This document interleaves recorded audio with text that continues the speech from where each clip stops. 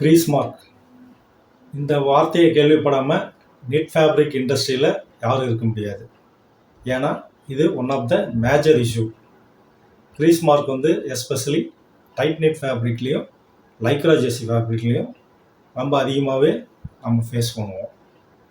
இந்த Greece mark வந்து இது வந்து one of the global issue.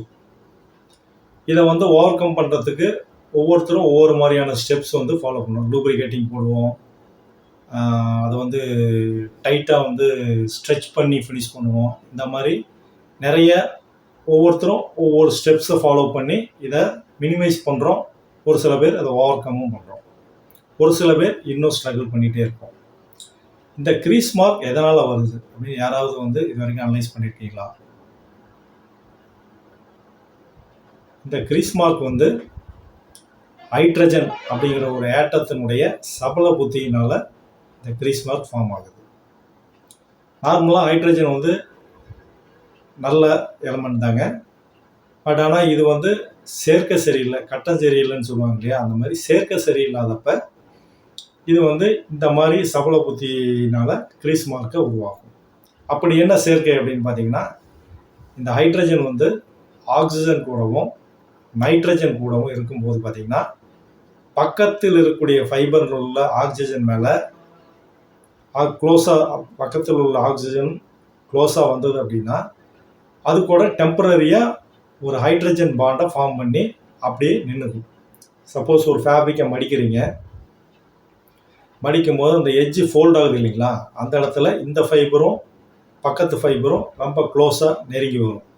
அப்போ என்ன ஆகுன்னு கேட்டிங்கன்னா, இந்த ஹைட்ரஜன் வந்து பக்கத்தில் உள்ள ஆக்சிஜன் கூட ஹைட்ரஜன் பாண்டிங் ஃபார்ம் பண்ணி அப்படியே நின்றுக்கும். திரும்ப வந்து பழைய பொசிஷனுக்கு திரும்ப நிமித்தினீங்கன்னா பழைய பொசிஷன் போகாமல் ஒரு மாதிரி ஃபோல்டு மார்க் மாதிரி மடிப்பு மாதிரி ஃபார்ம் ஆகி அப்படியே திக்காக தெரியும்.